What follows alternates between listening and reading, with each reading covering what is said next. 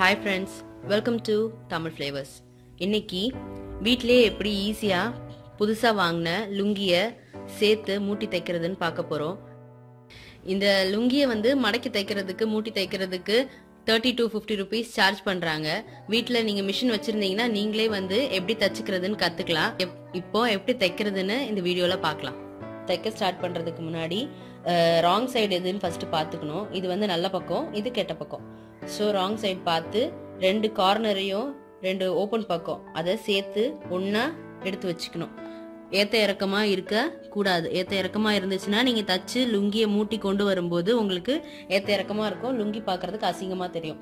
So அதை first கேர்ஃபுல்லா எடுத்து வச்சுக்கணும். எடுத்து வச்சுட்டு ஃபர்ஸ்ட் ஒரு 1/2 inch விட்டு நம்ம இப்போ நேரா ஒரு தையல் போட போறோம். இந்த ரெண்டு துணியையுமே நல்ல கெட்ட பக்கம் வச்சு ரெண்டு துணியையுமே சேர்த்து ஃபர்ஸ்ட் நம்ம ஒரு 1/2 inch தள்ளி ஒரு தையல் நேரா போட போறோம்.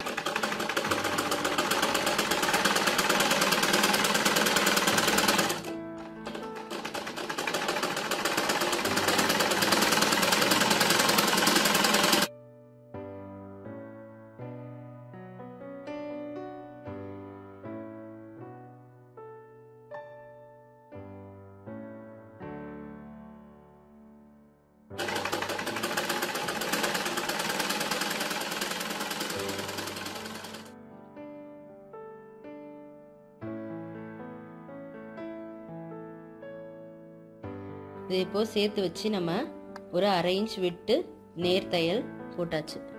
இப்போ நம்ம இந்த லுங்கிய தச்சதுக்கு அப்புறமா இந்த மாதிரி விரிச்சு போட்டுக்கணும். விரிச்சிட்டு இந்த ராங் சைடை இப்படி நல்லா விரிச்சு போட்டுட்டு கையை வச்சு நல்லா இப்படி மடக்கி தேய்ச்சி விட்டுக்கணும். தேய்ச்சி விட்டுட்டு அதுக்கப்புறமா 2 மடக்கு மடக்கிக்கணும்.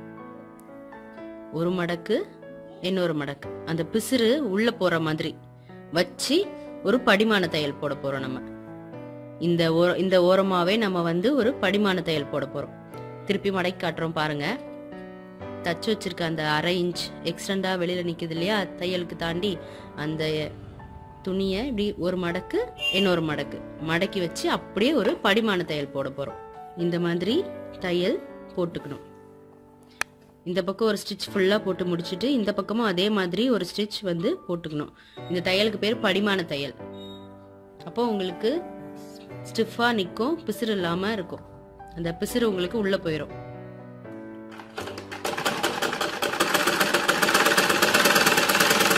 இப்போ இது நம்ம ராங் சைடு தச்சிட்டு இருக்கோம். ரைட் சைடு பாருங்க, உங்களுக்கு அந்த ஸ்டிச் தெரியாது, தச்சிருக்கிறதே தெரியாது, எங்க மடக்கி தச்சிருக்கீங்கன்றதே உங்களுக்கு தெரியாது. அவ்வளவு நீட்டா இருக்கும். புது லுங்கின்றதுனால உங்களுக்கு மொறு மொறுன்னு அப்படியே ரொம்ப ஸ்டிஃபா நிக்கும்.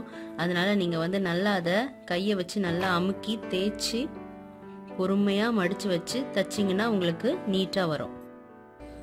இப்போ லுங்கிய நம்ம மடக்கி தச்சாச்சு, படிமான தையல் போட்டாச்சு. இந்த பக்கம் ஃபுல்லாவே இதே மாதிரி ஃபுல்லா நம்ம படிமான தையல் போட்டாச்சு.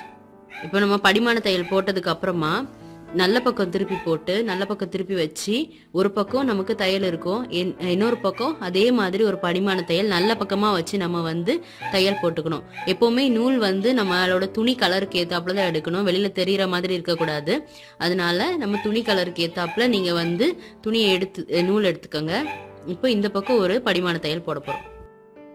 நம்ம லுங்கியை இப்போ மூட்டி தச்சு முடிச்சாச்சு. தெரியுதா? தச்சு முடிச்சாச்சு.